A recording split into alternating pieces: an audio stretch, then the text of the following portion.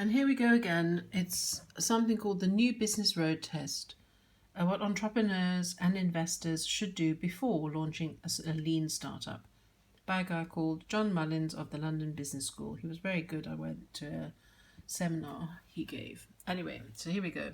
The story of tofu and toothpaste, the rise of Whole Foods. In the USA in 1980, retail sales of organic products totaled just $178 million, and natural and organic products and foods appealed to just 2% of the population. The market for natural and organic foods was a small one, thought John Mackey, owner of Safeway, a small health food store in Austin, Texas. I don't know if you'd prefer me to do it like this or go along. I'll just do it like that. I think it's better. Anyway, there you are. Don't forget I can email you this if you like.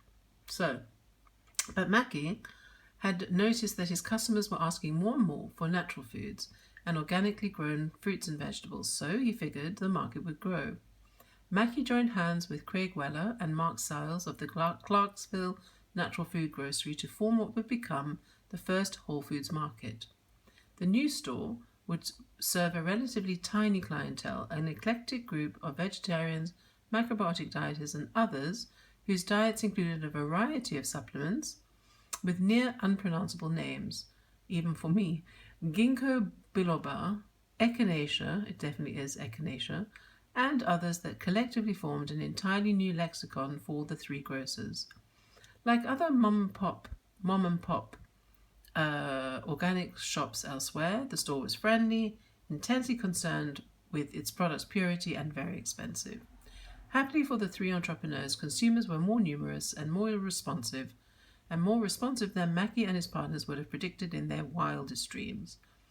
In the first year, their small 10,500 square foot store sold $4 million of natural products and organic foods.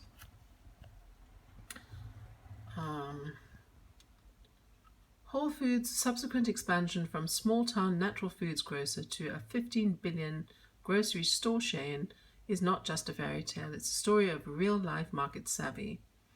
In a class of their own, Whole Foods executives not only understood consumer demand for natural and organic products, they also knew what else drove American supermarket purchasing patterns. So here comes the big guns: understanding the trends. The decade that followed was the beginning of the nutrition movement in the USA, and soon thereafter in the UK and elsewhere. The word nutrition was launched into the headlines more than in any other previous decade, according to Elaine McIntosh, a biologist and writer on nutrition.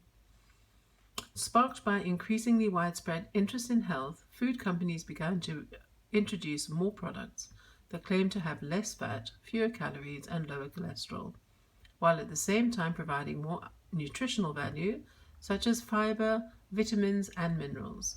This trend augured well for Mackey and his partners and for those who saw these developments.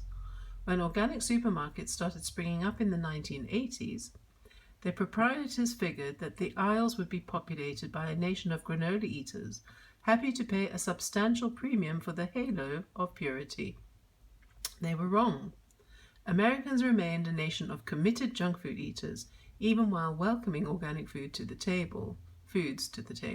Further, there were limits to the premiums consumers were willing to pay for organic foods, and they were unwilling to give up any of the conveniences of shopping in large stores that stocked everything from tofu to toothpaste. So, what did Mackey and his team do to meet consumer desires?